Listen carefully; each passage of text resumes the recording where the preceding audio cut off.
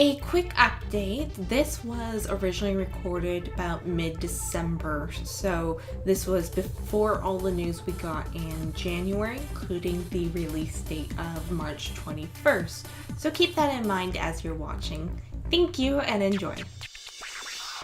Hello organics and synthetics, Sisona here. December 1st, the Game Awards revealed gameplay for the upcoming Mass Effect Andromeda, and you can find the link for my analysis of that in the description below, or wait until the end and I'll have that in the end screen for you to click, and it should be available on mobile as well. The day after, BioWare updated the Mass Effect website with the new Andromeda Initiative briefing video. This one dives into the Nexus and the role it's supposed to play.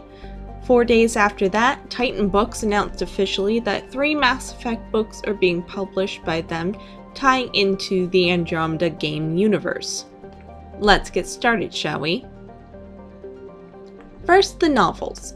We've known for a while now that they will release Mass Effect books throughout the year of 2017 that fit together with the story of the Andromeda game.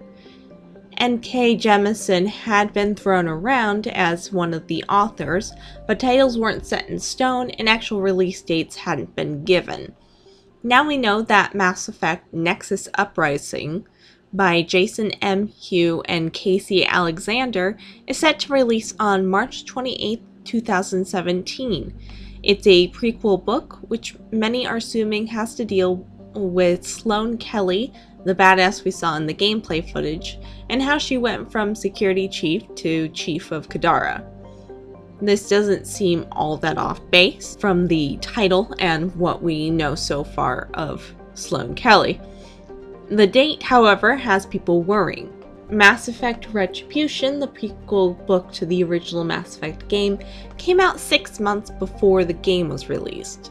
Now, I don't think we need to worry quite that much about the game coming in September. Mac Walters said in an interview with GameSpot that he's pretty confident that the team is on track, so still expect a spring release window. On the BioWare store website, the art book, which is supposed to ship alongside the game, is still looking at being released March 21st, 2017. I'm still thinking we may see this as the release date, with the novel set to come out a week later.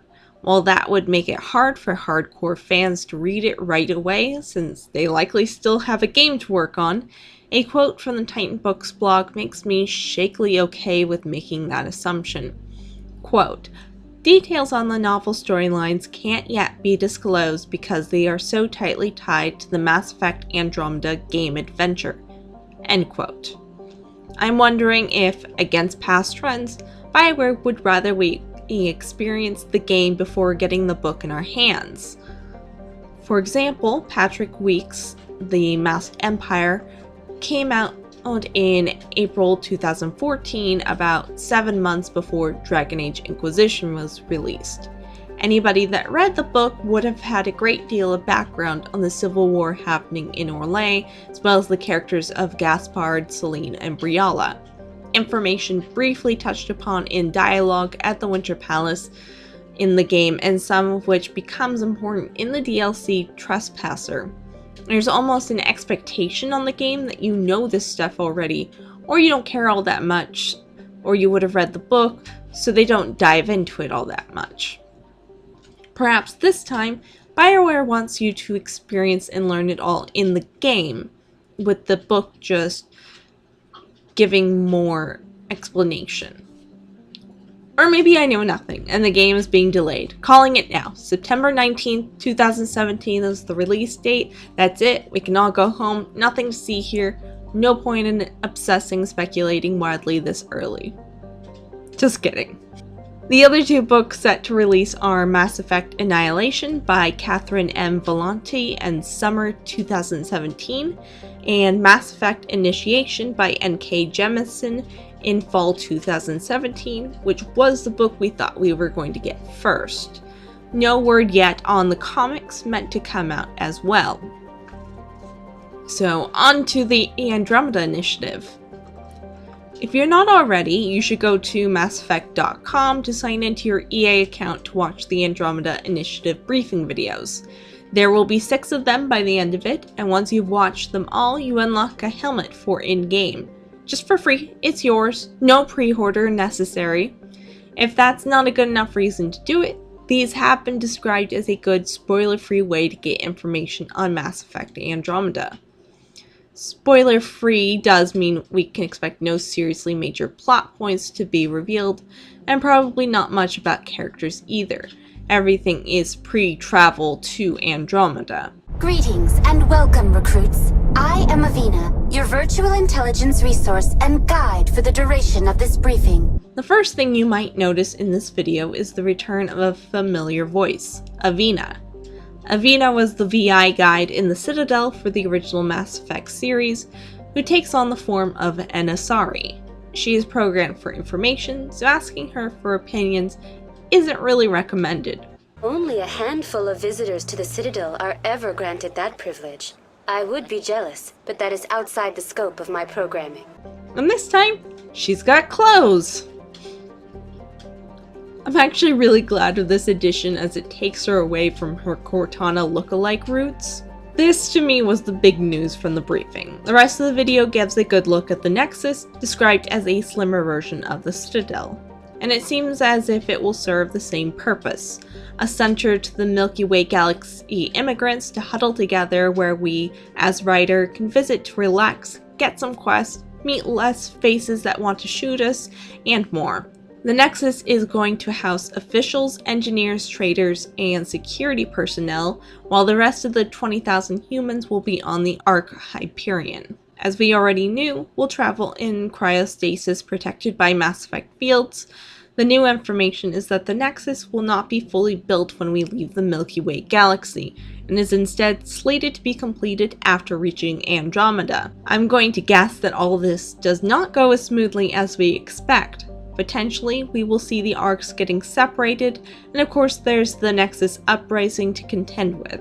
They probably aren't shipping out with all of the materials needed to complete the Nexus, which means they're expecting to find them in Andromeda.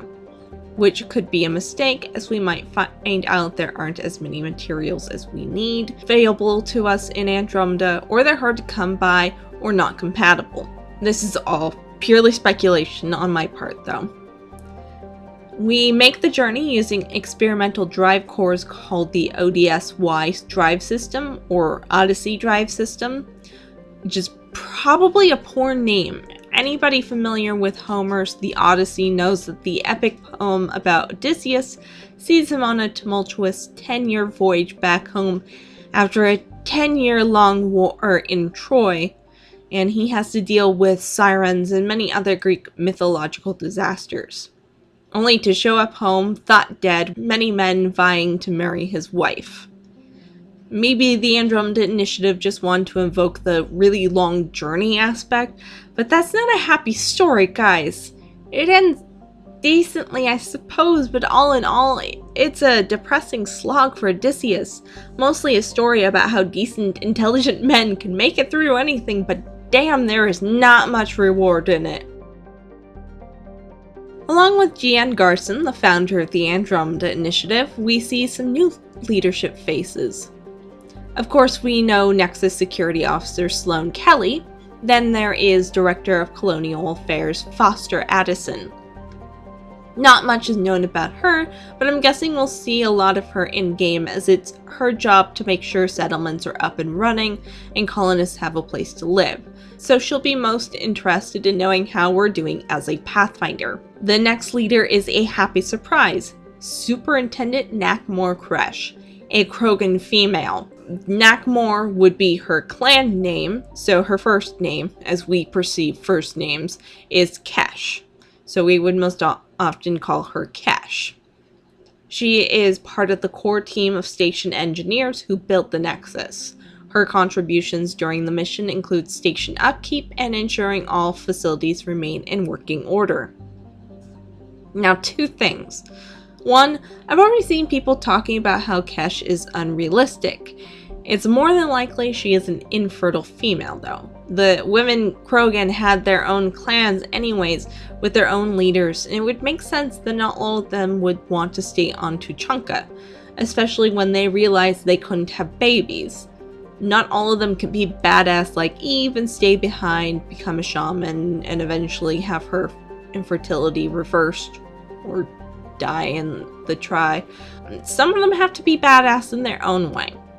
I'm assuming Cash is one of those badass people. Second, can I say how grateful I am to see so many female leadership roles in this game? There's Gian Garson, Sloane Kelly, Foster Addison, and Nak Morkesh. Make yourself Pathfinder Sarah Ryder, and that's 5 ladies. No big deal. With so much early emphasis on Alec Ryder, also known as Daddy Ryder from Mass Effect Andromeda, I was worried that we would see close to a repeat of the original trilogy, where they talk about how it's no big deal Shepard is a woman, but you still run into sexism and men in power everywhere you turn. Hey there, sweetheart. You looking for some fun? 'Cause I gotta say, that soldier getup looks real good on that body of yours. I hope we will see less of that this time around. And anybody that has a problem with it, go look at your game shelf. I'm sure you have at least one game with all male leadership. Have at it. In fact, most of them are probably like that. Go play the original Mass Effect trilogy. There are plenty there. I don't really have that option. I have Dragon Age Inquisition. This is a big deal, and with the state of American politics as it is right now, it's important for representation now more than ever. Tangent over, back to the Nexus. Avina goes on to explain that what the Nexus has to offer civilians while they wait for Pathfinders to secure colonies for immigration. The first place is the Cultural Center. Anybody that played the Citadel DLC may remember the Citadel Archive, which houses a lot of the Council race's history, including notable events like releasing the Genophage on Tuchanka. From what little I can see, this seems very similar and might be a good place for some familiar faces and events from the original 2 games to be housed in this new game. Avina also says it will help new races to learn about us, so we're expecting first contact to include inviting strangers into the Nexus. I feel like there's a joke in there somewhere about not inviting strangers into your home. Maybe that's just me. The funny thing is that Avina talks about assisting new races as the image cuts to a hologram of a Turian and a human woman holding hands. It has a very romantic vibe to it, which I doubt it's Shepard and Garrus, but it definitely seems to be a BioWare nod to one of the most popular pairings. It could also be a hint that yes, we can romance new aliens as well as the old ones. And probably a hint that yes, there will be a Turian that you can romance. We realize this is a popular thing, don't worry. There are hydroponic gardens. I don't know, that's probably supposed to be like the Presidium. A way to have flora we recognize as definitely being from home, and where people can be randomly hanging out and we eavesdrop on their issues to start a quest. Of course, the thing everybody wants to know about is where is the bar? Where can I listen to club music with neon lights while character models dance awkwardly around me? Don't worry, the Vortex Lounge has you covered. It looks a lot like something you'd expect on the Silver Sun Strip, the portion of the Citadel unlocked during the Citadel DLC in Mass Effect 3. I'm just hoping we get an Afterlife-like bar on a planet with an Arya-type character. CD anything goes bars are fun whether you're going Paragon or Renegade. Operations oversees management and security. Pretty generic name for a pretty big section of the Nexus. Apparently an offset of operations is the Pathfinder HQ, acting as a hub where the Pathfinders can convene, compare notes, and discuss progress. I'm wondering if this means there are more than 4 Pathfinders? I don't know. It said there's 1 per arc, and there's 4 arcs, so that seems to mean 4 Pathfinders. The fact that Sarah or Scott Ryder only get the titles because something happens, supposedly to their father, suggests only having 1. But what is the bloody likelihood that even 2 of the 4 people are going to be on the Nexus at the exact same time? I mean, it's going to happen because it's a video game, but it doesn't make sense unless we have to make scheduled drop-ins, and we're scheduled to drop in at specific times, at the same time, all of the time. I don't know, just doesn't make sense to me. Still, I think the other Pathfinders may be prime targets for romance options outside of our crew and squad, and I hope we learn more about the other 3 in time. That does seem to be a Turian most prominently in the picture, with a Solarian or 2 in the background. We also have a science lab, which I suspect is where all the data collected when we're scanning will go. This will likely be where you go for upgrades. Now, Twitter user Oleg, I'm not gonna even try and butcher that last name, I apologize, noticed in one of the screenshots of Avina there seems to be a figure in the background that might be a Quarian. It's hard to tell, the legs definitely seem right, and that could be a mask and hood, but the figure is so far away and zoomed in, it's so blurry, it's hard to tell distinctly. Though I do think that with that figure and the Regar carbine shotgun from the gameplay, it seems likely we can expect some Quarian on board the Nexus. I mean, guys, if we can get a female Krogan, I don't see why we can't get some Quarian. With the inclusion of Avina and the reveal of Sam in the gameplay trailer, it's clear we will be taking VI with us into this new galaxy. The question I have is whether or not the conflict of true AI will be as big a deal in Andromeda. With no Reaper threat, did the Andromeda natives evolve to learn to live with synthetic life? Or do they have the same prejudice? It appears the Remnant Vaults have some sort of robot guardians that we have to fight. So what part do they play? To me, this is the heart of the Mass Effect trilogy, this conflict between synthetic and organic, and I would hate to see this conflict go away completely with this new game. What are your thoughts, though? Let me know down in the comments below. That's all for now, folks. Give this video a like if you enjoyed it. It helps out the channel. No idea when we can expect more Mass Effect news. At the latest, I would say in a month, we might see video 3 of the Andromeda Initiative briefings. Either way, subscribe for more Mass Effect news, or if you just like the sound of me talking, I have some Let's Play videos going up. Currently Fallout 4, but with the new Telltale Walking Dead series coming out, I'll probably play that as well. I know it's not Mass Effect related, but I am playing Fallout 4 as if I were Shepard, so maybe check it out. You can also follow me on Twitter at SisonaCR, where I update when things might appear on the channel and retweet out Mass Effect news. Happy holidays, everybody. Sisona signing out.